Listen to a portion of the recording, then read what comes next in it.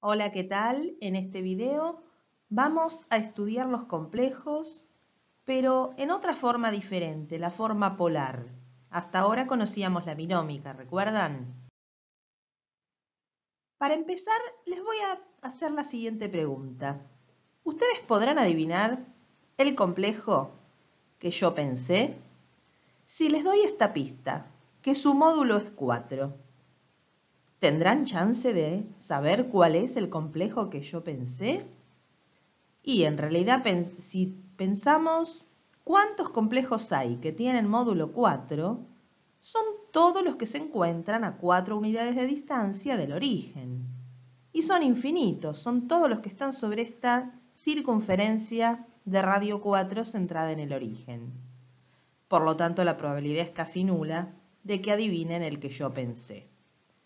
Pero si yo les agrego este otro dato, que su vector posición forma un ángulo de 30 grados con el semieje real positivo. ¿Qué pasaría ahora? Sabemos que va a estar aquí, con lo cual ahí vamos a tener certeza absoluta. Con esto ya vamos a poder identificar un único complejo.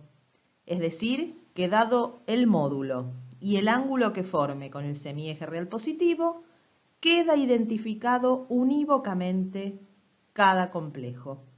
A esto vamos a llamar sus coordenadas polares. Entonces vamos a definir que dado un complejo A más JB, que era como lo conocíamos hasta ahora, ¿no? En binómica, las coordenadas polares van a ser ρ y φ, vamos a denominarlas con estas letras griegas, donde ρ es el módulo, que esto ya conocemos cómo se calcula, ¿sí? Y φ es el argumento o ángulo que forma con el semieje real positivo. En este caso, acá tenemos un gráfico, fíjense, donde ahí está el complejo, es ese puntito, ¿no? El extremo final de su vector posición, y acá estaría ρ, que es la longitud del vector, y φ, este ángulo. Siempre se mide en sentido positivo, que es el antihorario, ¿no? Partiendo del semieje real positivo. ¿Cómo lo vamos a denotar nosotros? Entre corchetes. Hay otras notaciones equivalentes, pero nosotros optamos por esta. Entre corchetes ponemos primero el módulo, punto y coma, y luego el argumento. Sin embargo, nosotros vamos a poder pasar de una forma a otra, de polar a binómica o de binómica a polar. Veamos primero cómo pasar de polar a binómica. Si yo tuviera los valores de ρ y φ y quiero el complejo en binómica, necesito A y B. Miremos este gráfico.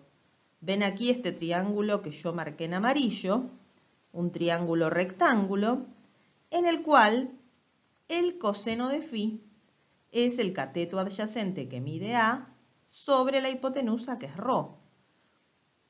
Y también podemos calcular el seno de φ. Seno de φ, cateto opuesto que mide B sobre ρ. Con lo cual, de cada una de estas igualdades podemos despejar A y B únicamente pasando ρ multiplicando al otro miembro. Con lo cual, A nos queda que es igual a ρ coseno de φ y B es ρ por seno de φ. Ahí tenemos la manera de obtener A y B partiendo de ρ y φ. Por ejemplo, supongamos que nos dan este complejo, un complejo de módulo 5 y argumento pi sobre 4. ¿Cómo lo escribiríamos en binómica? De acuerdo a esta formulita, tenemos que hacer 5 por coseno de pi sobre 4, que va a ser la parte real, ¿sí? Más j, y la parte imaginaria es 5 por seno de pi sobre 4. Recuerdan ustedes que justamente pi sobre 4 radianes es el equivalente a 45 grados, el coseno y el seno valen raíz de 2 sobre 2 cada uno, con lo cual nos quedaría de esta manera, y ya lo tenemos en binómica. Pero ¿cómo pasaremos al revés, de binómica a polar? Si a nosotros nos dan el A y el B y queremos obtener ρ y φ, bueno, el módulo no hay problema, acá tenemos el gráfico para orientarnos, porque ya conocíamos cómo se calculaba el módulo. Raíz cuadrada de a cuadrado más b cuadrado. Esto salía del teorema de Pitágoras, ¿verdad? Pero si ahora queremos calcular phi, ¿qué tenemos que pensar? A ver, recuerden que los datos conocidos son a y b. Podemos plantear la tangente del ángulo. Tangente de phi es b sobre a, siempre y cuando a sea distinto de 0, por supuesto. Entonces, de acá, si uno despeja, ¿qué me quedaría? Que phi es el arco tangente de b sobre a. Pero fíjense que yo le puse un asterisco, porque ahora vamos a pensar algunos ejemplos. ¿Y qué pasa si a fuera 0? Si a fuera 0, el complejo que uno tendría es imaginario puro. Con lo cual, el ángulo podría ser de pi sobre 2, en el caso de ser un imaginario puro positivo, o de 3 medios de pi, si es imaginario puro negativo. Pero ese asterisco que yo puse ahí, ¿por qué es? Bueno, presten atención. En el siguiente ejemplo nos vamos a dar cuenta. Si tenemos que escribir en forma polar este complejo, menos 1 más j raíz de 3. Comencemos con el módulo que no hay problema, ¿sí? La raíz cuadrada de menos 1 al cuadrado es 1, más raíz de 3 al cuadrado 3, 1 más 3, 4, la raíz de 4, 2. Con esto no hay problema. Pero si nosotros hacemos el cálculo de phi con lo que habíamos puesto, como arco tangente de menos b, de b sobre a, que b es raíz de 3, pero a es menos 1, nos queda de menos raíz de 3. Esto, según la calculadora, ¿qué nos da? Menos pi sobre 3. Sin embargo, ¿es correcto? ¿Dónde está ubicado nuestro complejo? El menos 1 más j raíz de 3. Acá tenemos los ejes, ubiquémoslo, está aquí, está en el segundo cuadrante. ¿A ustedes les parece que el ángulo que le corresponde es de menos pi sobre 3? No, no es así. ¿Cuál es el problema? ¿La calculadora anda mal o hay algo que nosotros pusimos mal en la fórmula? No, en realidad los dos tienen razón. ¿Por qué? Porque recuerden que hay muchos ángulos que tienen el mismo valor de tangente. La calculadora solamente nos devuelve valores entre menos pi sobre 2 y pi sobre 2, y el que estaba ahí, que tenía la tangente que valía menos raíz de 3, es el menos pi sobre 3, que es el que nos devolvió. Pero nosotros, observando el complejo, vemos que está en el segundo cuadrante, con lo cual, fíjense que yo acá voy a marcar el ángulo que nos devolvió la calculadora. ¿Qué relación hay con el verdadero que nosotros necesitamos? Hay que sumarle medio giro, hay que sumarle pi. Con lo cual, a lo que devolvió la calculadora le sumo pi y ahí voy a tener el verdadero phi, que en este caso es de 2/3 de pi. Por lo tanto, este complejo queda escrito en polar de esta manera, 2/2 de pi. ¿Sí? ¿Cuándo vamos a tener que hacer esto de sumar pi? Cuando el complejo que tenemos esté en el segundo cuadrante o en el tercero. Si estuviera en el primero o en el cuarto, queda el mismo valor que nos dio la calculadora. Lo importante es que ustedes entiendan esto, no solo que lo memoricen. Ahora entonces vamos a pasar a una nueva forma, la que se llama forma trigonométrica. Se imaginarán por qué, ¿no? Hasta ahora entonces teníamos un complejo que podía ser en forma binómica a más jb, y también nosotros ya sabíamos que a era rho coseno de phi y b era rho seno de phi. Si nosotros reemplazamos cada una, nos queda de esta manera. Z es igual a rho coseno de phi más j rho seno de phi. Podríamos sacar factor común rho si queremos, ¿no? Entonces nos queda de esta forma, que es la que se conoce como forma trigonométrica de un complejo.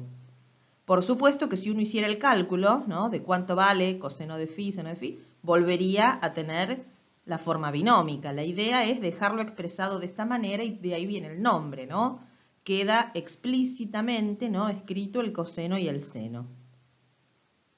Por ejemplo, el que habíamos hecho antes, ¿se acuerdan? El menos 1 más j raíz de 3, ya teníamos los valores de rho y phi, ¿sí? Era 2 y 2/3 de pi, con lo cual lo podemos escribir de esta manera, pero dejado así.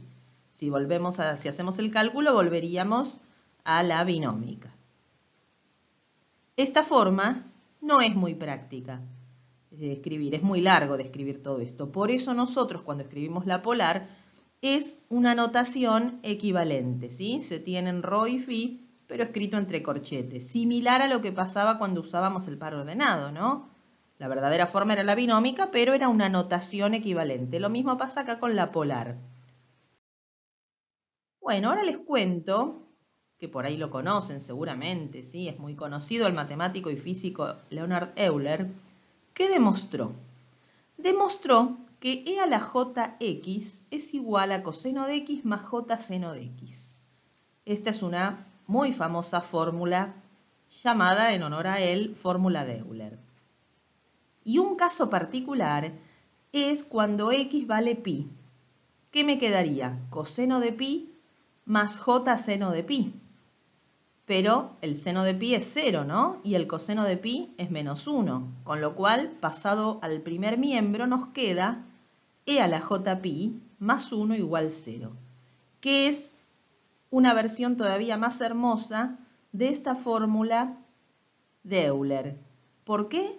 Porque si ustedes observan, en esta fórmula de acá abajo figuran los números más importantes de la matemática.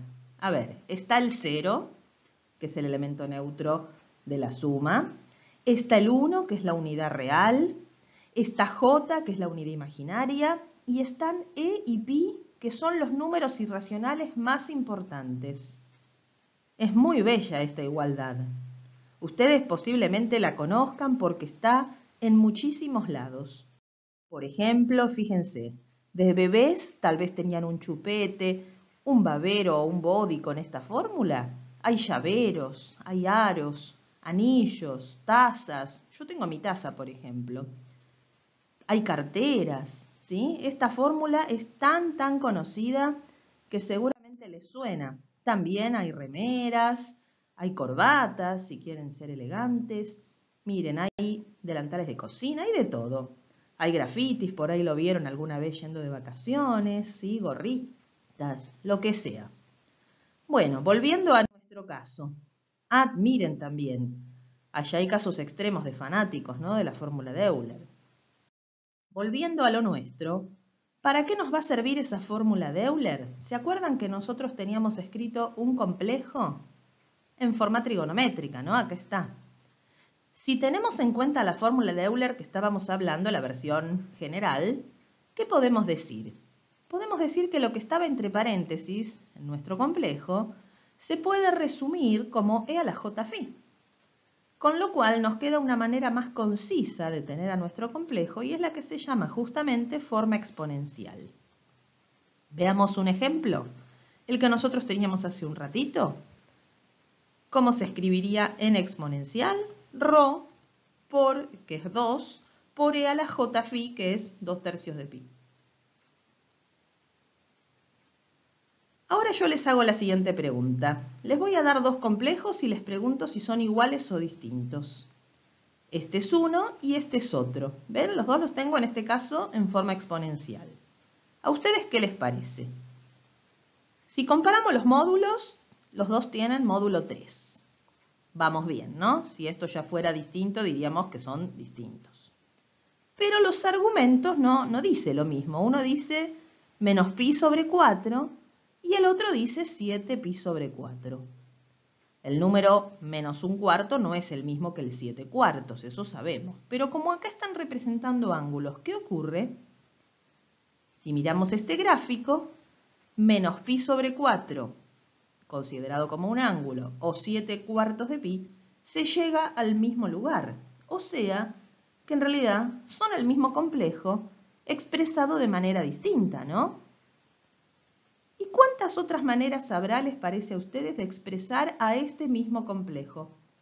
Yo podría dar 5 vueltas completas y en la última pasarme 7 pi sobre 4 si estoy yendo en forma positiva, ¿no? O podría dar 8 vueltas hacia el otro lado y en la última menos pi sobre 4.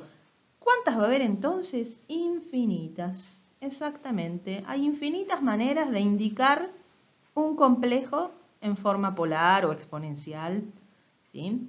O trigonométrica, o sea, en las formas en las que intervienen rho y phi. Por eso vamos a definir ahora la igualdad de complejos en forma polar. Si tenemos dos complejos y queremos ver que sean iguales, ¿qué necesitamos exigir? A ver, los módulos, ahí no hay caso, tienen que ser iguales sí o sí. Primera condición. Pero los argumentos, como estuvimos viendo, no hace falta que sean idénticos. ¿Qué tendrían que tener? Una diferencia entera de giros. Un giro mide 2pi. Entonces, con que uno de los ángulos sea igual al otro más 2kpi, con k cualquier número entero, es suficiente. Por ejemplo, si tenemos estos dos, son iguales. ¿Por qué? Porque ambos tienen módulo 1 y los argumentos justamente difieren en una cantidad entera de giros. Tenemos el mismo complejo acá, similar al ejemplito que habíamos visto antes. Bueno, y ahora vamos a comenzar a ver las operaciones que se hacen en forma polar. ¿Empezamos? Bueno, multiplicación. ¿Cómo? A ver, paren un poquito. ¿Me estaré olvidando de la suma? No, no me estoy olvidando. Es que en realidad no podemos sumar en polar, ¿sí? Si necesitamos sumar complejos, los vamos a tener que hacer en forma binómica. Así que está bien empezar con la multiplicación. Si yo tengo dos complejos en forma polar, ¿cómo los voy a multiplicar? Bueno, para hacer la deducción me convendría tenerlos expresados en forma exponencial, porque la notación polar dijimos que es una notación simplemente poner así entre corchetes, pero lo verdadero es o la trigonométrica o la exponencial, ¿no? Entonces los voy a escribir en exponencial. El primero es ρ1 por e a la j phi 1 y el otro ρ2 por e a la j phi 2. Podríamos poner ρ1 y ρ2 adelante, ¿sí? Hago conmutativa de la multiplicación y asociativa. Y fíjense que e a la j phi 1 por e a la j phi 2 lo podríamos juntar, como es un producto de potencias de igual base, sumando los exponentes. Con lo cual podemos decir que el producto de dos complejos en forma polar, ¿en qué consiste? En el producto de sus módulos y la suma de sus argumentos. Así es como se multiplica en polar. ¿Habemos un ejemplo? Si tuviéramos que multiplicar estos dos, ¿qué hacemos? 2 por 3 y pi sobre 2 más menos pi sobre 3, que eso da pi sobre 6. Es rápido, ¿no? Mucho más rápido que en binómica. En binómica recuerden que había que hacer toda la distributiva, ¿no?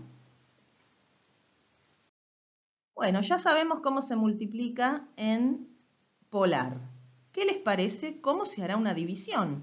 Si para multiplicar multiplico módulos y sumo argumentos, para dividir, siempre y cuando el segundo no sea nulo, por supuesto, ¿qué habrá que hacer? Habrá que dividir los módulos y restar los argumentos, exactamente. ¿Vemos un ejemplo? Si tenemos estos dos, ¿cuánto daría la división? Y bueno, hay que hacer 12 dividido 3, que es 4, y restar los argumentos. Pi sobre 2 menos el otro, que es menos pi sobre 3, con lo cual nos queda esto, 4 y 5 pi sobre 6. Y ahora vamos a ver la potenciación con exponente natural. Nosotros ya lo habíamos visto en binómica, pero ¿se acuerdan que se hacía muy largo, sobre todo si el exponente era alto? ¿Por qué? Porque había que desarrollar el binomio de Newton. Vamos a ver ahora, en polar, si es más fácil. Si yo tengo un complejo z y quiero calcular z cuadrado, que es hacer z por z, ya sabemos cómo se multiplica. ¿Qué había que hacer? Multiplico los módulos y sumo argumentos, con lo cual esto nos queda ρ al cuadrado y 2 por phi. Si yo quisiera calcular z cubo, que es lo mismo que z por z cuadrado, ¿qué hay que hacer ahora? Me queda ρ por ρ cuadrado y phi más 2phi, que es lo mismo que ρ al cubo 3phi. Observen lo que estamos obteniendo. ¿Se animan a generalizar qué pasaría con un z a la n? Sí, ¿no es cierto? Z a la n, ¿qué me daría? Ρ a la n y n por phi. Esto con cualquier n natural, que se conoce como fórmula de De Moivre. Por ejemplo, si tuviéramos que hacer este complejo a la quinta, miren qué rápido se hace. Esto va a ser 3 a la quinta y 5 por pi sobre 6, con lo cual nos da este número. Rapidísimo. En binómica recién estaríamos empezando por escribir el segundo término del binomio de Newton. Bien. Ahora, si uno quisiera probar, ¿no?, demostrar que esta fórmula es cierta para todos los naturales, hay un método que ustedes conocieron en matemática discreta que sirve para probar justamente enunciados relativos a números naturales. ¿Cuál era ese método? El principio de inducción completa. Si quieren, ustedes lo pueden hacer. Pero, además, ¿saben qué se cumple? Esto mismo es válido para todos los enteros, no solo para los naturales, que es lo que uno probaría por el principio de inducción. ¿Por qué es válido también para enteros? Fíjense, por ejemplo, si yo tuviera que hacer un complejo a la menos 3, ¿qué sería? Bueno, si todavía no sabemos que era válida esta fórmula para enteros, ¿uno qué haría? Esto es 1 sobre z cubo. El número 1, ¿cómo se escribe en polar? Como 1, 0, y z cubo es rho al cubo 3phi. Ahora tendría que dividir estos dos. ¿Cómo se dividían? Dividiendo los módulos y restando los argumentos. Con lo cual, 1 sobre rho cubo es rho a la menos 3. ¿Y qué me queda? Menos 3phi. Fíjense que lo que nos queda es lo mismo que si hubiéramos aplicado la fórmula con el menos 3 directamente, ¿sí? Así que la podemos utilizar para todo n entero. Y acá vamos a hacer un ejercicio. Tenemos que resolver esta operación. Están dados en forma binómica, pero como yo veo que tienen potencias, ¿no?, y división, aunque no me lo digan, lo voy a pasar a polar porque va a ser mucho más práctico. Después, si alguno quiere, lo puede resolver en binómica y comparar que le da lo mismo, aunque va a hacer muchísimos más pasos. Yo voy a pasar a polar cada uno de los complejos que intervienen aquí. El primero, si le calculo el módulo, van a ver que da 4 y el argumento es pi sobre 3. Bueno, este hay que elevarlo a la quinta, así que queda ahí. El otro, voy a calcularle el módulo y el argumento, me da raíz de 2 y 3/4 de pi. Este va a ir a la sexta. Bueno, calculemos la potencia quinta del de arriba, que es inmediata. Va a ser 4 a la quinta y 5 por pi sobre 3. Y la potencia sexta del otro es raíz de 2 a la sexta y 6 por 3/4 de pi. Bueno, resolvemos. En el primero, que nos queda 1024 y 5 pi sobre 3. Y en el otro nos queda 8 y 9 medios de pi. Ahora, ¿qué hay que efectuar? Hay que efectuar la división. Pero fíjense una cosa antes de la división. 9 medios de pi me estoy pasando de un giro. Voy a ponerlo el equivalente en el primer giro positivo. Así trabajo con números más pequeños. Es 1 medio de pi. 9 medios, ¿sí?, es una vuelta entera y me paso 1 medio de pi. Así ahora cuando hago la división, la hago más sencilla. ¿Qué tengo que hacer? 1024 dividido 8 y 5 pi sobre 3 le tengo que restar 1 medio de pi. Bueno, 1024 dividido 8 ya lo puse, era 128, y ahora hago la resta, que me queda 7/6 de pi. Y ahí tenemos resuelto. Si uno quisiera, este podría pasarse a binómica, si es que me lo pidieran, ¿cómo se hacía eso? La parte real es 128 por el coseno de 7/6 de pi, más j, y la parte imaginaria, 128 por el seno de 7/6 de pi.